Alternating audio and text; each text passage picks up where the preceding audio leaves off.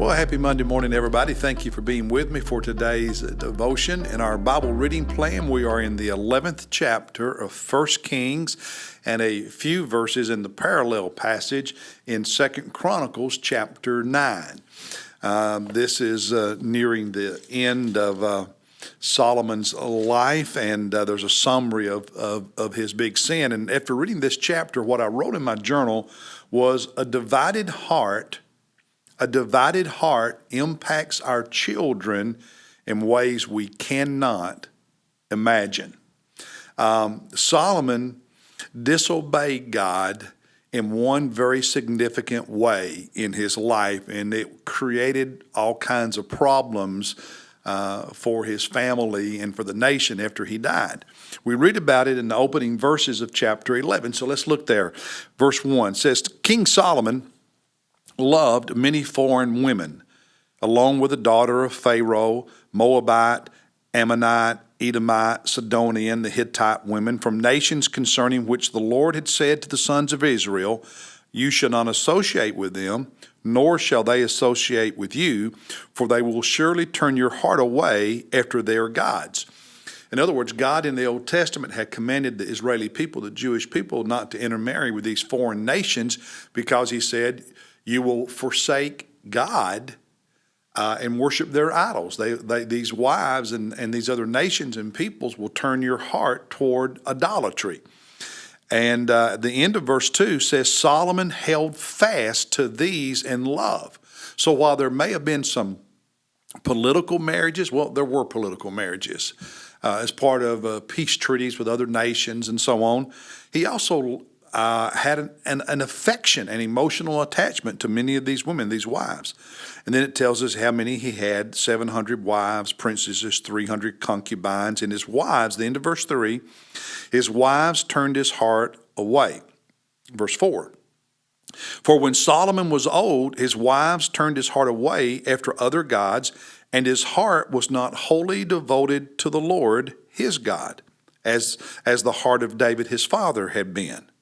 For Solomon, verse 5, Solomon went after Ashtoreth, the goddess of the Sidonians, and after Milcom, the detestable idol of the Ammonites. Verse 6, Solomon did what was evil in the sight of the Lord and did not follow the Lord fully as David his father had done.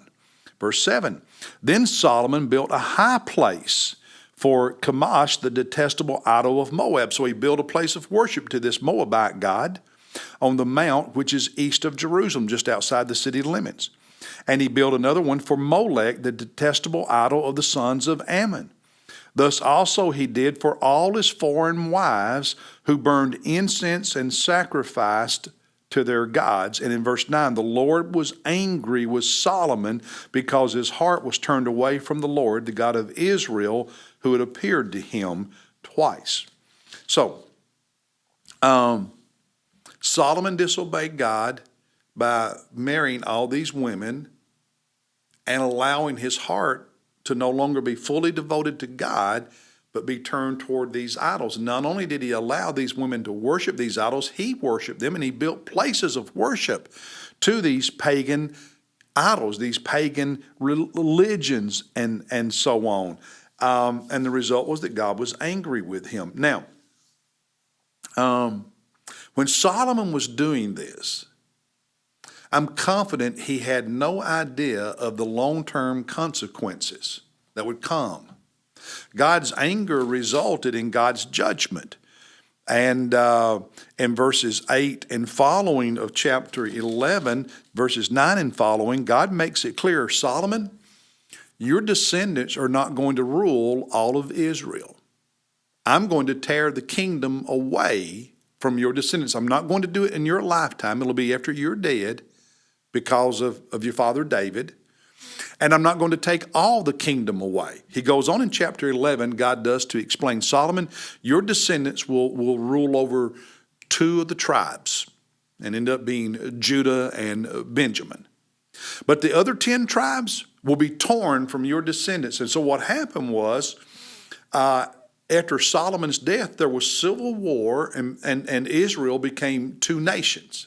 The northern kingdom, comprised of 10 tribes, of Israel, you normally hereafter in Scripture referred to as Israel or Samaria, the southern kingdom, the southern nation, made up of the two tribes of Judah and Benjamin, ruled by Solomon's descendants. So one of the consequences of Solomon having a divided heart, now you need to get this, Solomon never fully turned his back on God.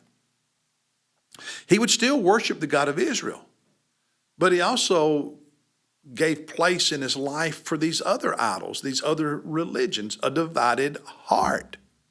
And so his kingdom's divided. His sons will never rule over all of Israel. And we read about that in the chapters to come.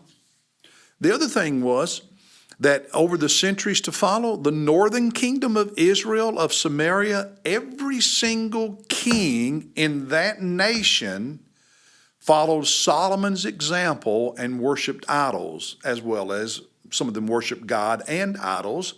But there was not one king in the north that God in Scripture said was a good king who served the Lord fully.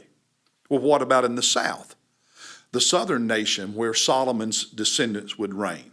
Well, what you find when you read the book of Kings and so on is that some of them were like David and loved God and were faithful and called the nation to faithfulness.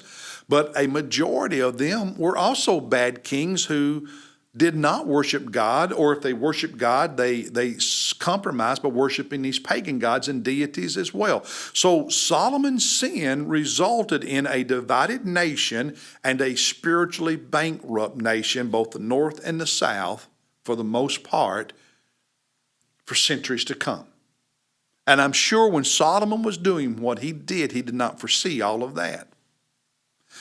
But his sin, the consequences of it cascaded for centuries.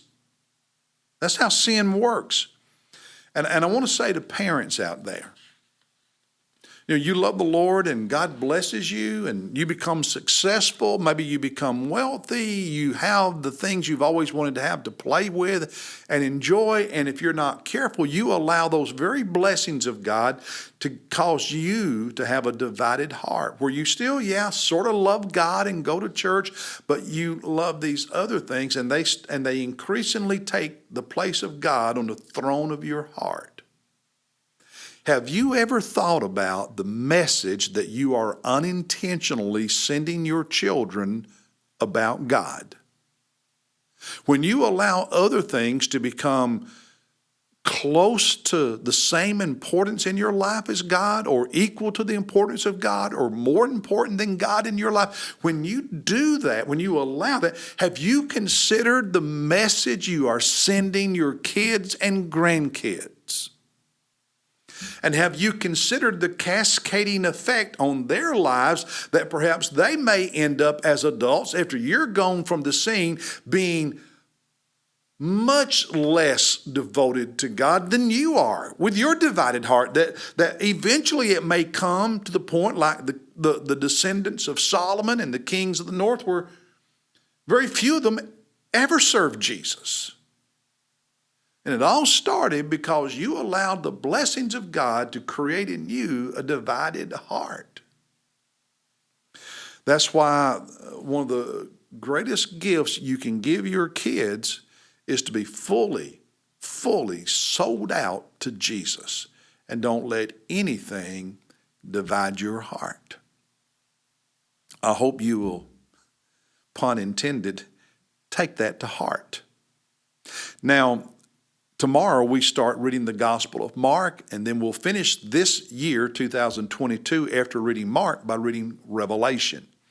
In 2023 and 2024, we will pick up with where we left off in our reading with the death of Solomon and so on, and look at the Civil War and go forward with this history. But for the rest of this year, we're going to read, in preparation for Christmas, we're going to read the Gospel of Mark and then the book of Revelation. I'll see you tomorrow as we talk about Mark chapter 1.